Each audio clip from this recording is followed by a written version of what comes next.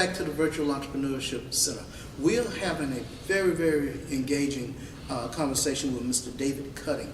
David is a consultant, but he's a consultant in the world of international banking and finance. And as you can tell from the first module with David, he has a plethora of significant international banking and finance experience. But right now, since there was such a keen dialogue taking place as it relates to David's experiences on the African continent, what are some of the key issues in terms of doing business,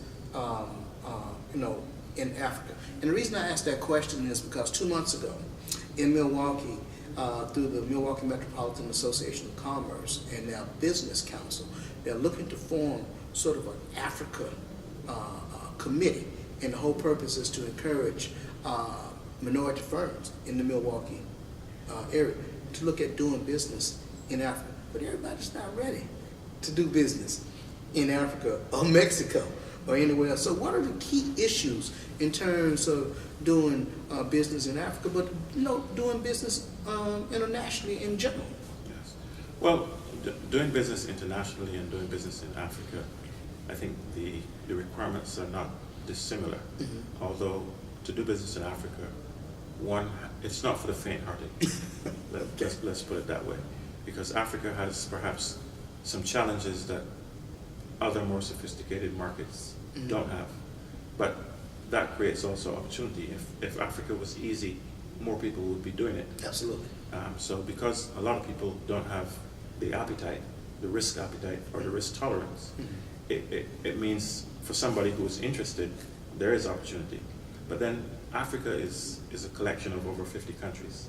So one has to be specific about which country one wants to do business in. So your approach to doing business in West Africa, for example, in a place like Nigeria or Ghana, would be different than your approach for doing business in South Africa or Botswana, because the latter two that I just mentioned are far more sophisticated and developed. East Africa will be similar to West Africa.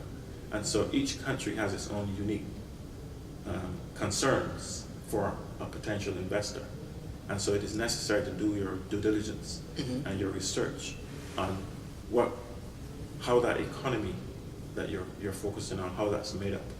So for example, if you're going to do business in Botswana, you're going to be wanting to do business in the mining sector, because Botswana's whole raison d'etre is diamonds. In Nigeria, there's oil, there's natural gas. Ghana has a combination of those things, plus they have cocoa, for example. So what you're really talking about now is an individual needs to be well versed in doing their due diligence in terms of the homework. That's right. Before even considering to do that business, you need to look and study the macroeconomics mm-hmm. of the country in which you're focused. So then that will guide you in terms of what kind of business you're going to be doing. If you're going to be exporting, or if you're going to be investing to start a business. What is also useful to know that, for example, some countries there's a much more natural inclination for people to be entrepreneurs mm-hmm. than other countries in Africa. So the Nigerians, for example, are very natural entrepreneurs, okay. and they also are very aggressive, mm-hmm. and so one has to be ready for that. The East Africans are a little bit more laid back, and they're proficient in their own way. So all of these are important aspects of the education that a potential investor in Africa needs to get himself ready.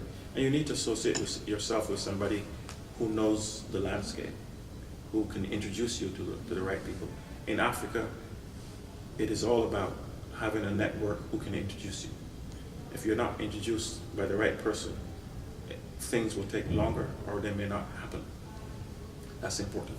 So you have to invest the time in getting to know where the potholes are, is what I like to call it. If you know where the potholes are, then you can save your car a lot of damage.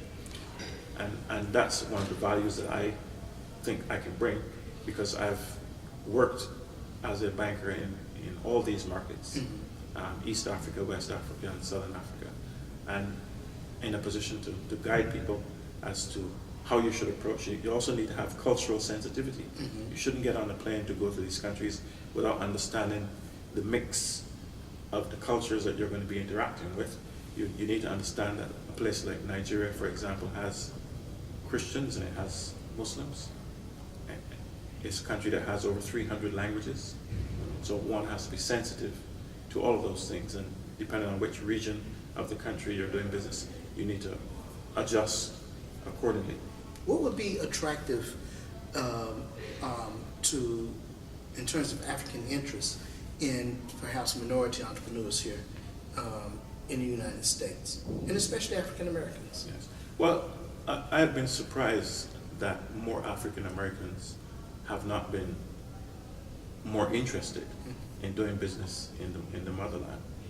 And I guess the reason for that might be their ignorance about the opportunity, or the fear that they have from reading the international media, which tends to focus mostly on the negative aspects of Africa Okay. rather than the positive. Gotcha. So if you are advised in the right way, yes, there's risks, but those risks can be mitigated by the kinds of people that you do business. There are good people and there are bad people everywhere. Africa is no exception. There are good people and there are bad people. Understood. And you need to have the connection to find your way through to do things. Now, Americans doing business in Africa have a natural disadvantage. And that disadvantage is the fact that we are governed by the Foreign Corrupt Practices Act, which means that we can only do business properly.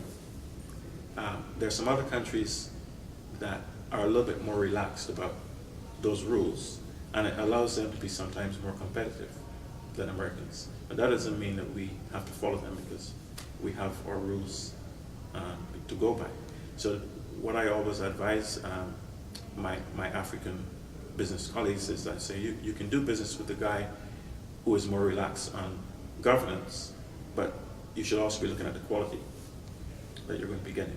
So for example, General Electric gets a lot of business in Africa, and is a huge investor. They have a huge footprint on the African continent. And particularly in Nigeria.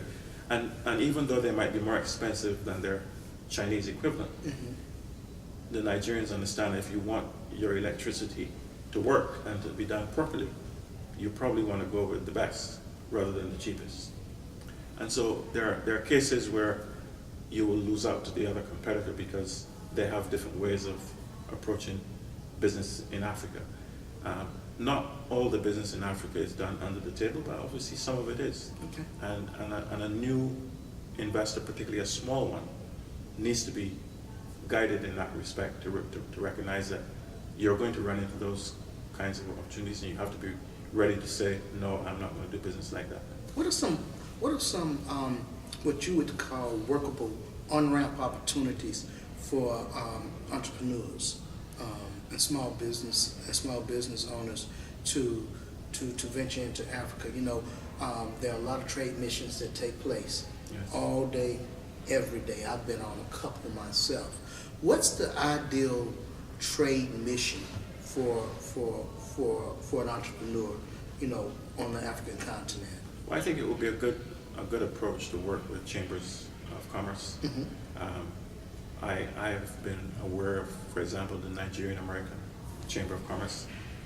Last year they brought a delegation from Nigeria of businessmen to Atlanta who were looking for business partners, and I believe that there will also be a reciprocal visit of American businessmen going. It's always better to go with a group, a Chamber of Commerce, meeting your opposite number in the country, because then you're introduced immediately to the people that you need to meet, and you're given the protection that you're working with a bona fide organization, as opposed to if you showed up on your own, and then you have to worry about, is this person that I'm talking to okay? If you go under the umbrella of a Chamber of Commerce or through the U.S. consulate, the U.S. is represented in all these countries.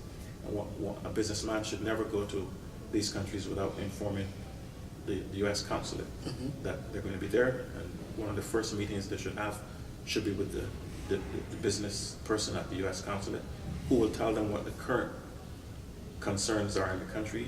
They will get advice on which geographies are at risk, where you shouldn't go, and also get a briefing on the local economy. If David's going to lead a trade mission right now, do you have a spot on the continent that is really of significant interest to you for potential entrepreneurial exchanges between that country and entrepreneurs here in America?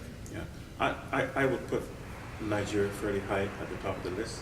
Nigeria and Ghana in West Africa, and I would put Kenya and Uganda on the list in East Africa, and then in Southern Africa, I would say South Africa. Let me ask you something about South Africa, because we've been having this conversation, and it's been very focused sort of on, Ghana and Nigeria. Have we overly exhausted our interests, in terms of South Africa, in terms of business relationships? No, the challenge with South Africa from the perspective of a potential small business investor in the U.S. is that South Africa is a fairly sophisticated environment. They have a fairly advanced financial services system. They're much further ahead than Sub-Saharan Africa in terms of the maturity of their businesses. They've got some excellent indigenous banks in South Africa. And so you're competing with a fairly mature environment that knows and understands Africa way better than you're ever going to. Okay. So I think the best opportunities would be in some of the Sub-Saharan countries where things are not as sophisticated and as developed, because you're going to be competing with South Africans who know their market well, and you've got fairly well-developed local institutions in South Africa, whereas in some of the other countries in Sub-Saharan Africa, they still are highly dependent on international companies. So for example, with the exception of Nigeria, where Nigeria has a pretty mature indigenous banking system, most of the other countries depend on international banks for most of their financing. So the Nigerian banks, there are many of them, and they're fairly sophisticated. And in South Africa, that's the same thing. But the Zambias and Tanzanias and the Rwandas, those are the places where there's still a lot of opportunity. But one has to look at the geography and the macroeconomics of each of the markets to decide where opportunities are, because the economies are driven by minerals, some are driven by manufacturing, and some are driven by agriculture. And so the US investor has to be thinking, okay, what is it that I have to bring that is of value? Now, small American companies that have expertise in infrastructure, for example, they should be able to find opportunities in much of Africa, because there's still a lot of need for roads and bridges, and what I call real people's housing. What about electrification? Electrification is huge. Much of rural Africa is still dark. But the challenge with electrification is that the government tends to take a huge interest in that sector. And so you're going to be dealing with government entities if you're going to be coming in to do work in the energy sector. Doesn't mean that there are not opportunities for people who have specific services to offer. But there are opportunities in all the countries for energy, because once you get away from the capital cities in Africa, it's pretty dark. What about manufacturing hotspots right now? Well, manufacturing opportunities would be available in the countries with the biggest populations. So a country that you wouldn't be focused on for manufacturing would be Botswana. Botswana only has a population of less than 2 million. Okay. And so labor-intensive industry wouldn't work in a place like Botswana. But in a place like Nigeria, where you've got almost 160 million people, there's a lot of opportunity for manufacturing. And in fact, the Nigerian government in the last several years has focused on making it harder to import things that can be made in Nigeria. So they're almost encouraging people to set up manufacturing plants in Nigeria so that you create local opportunities, and I think that that's a good thing. When I was there in 2000, almost everything was imported in Nigeria. But there's a made in Nigeria movement then. There is, and I think that that's good. And it doesn't mean that they have all the expertise that they need. So there's an opportunity for American businesses to partner with Nigerians to create manufacturing companies in Nigeria.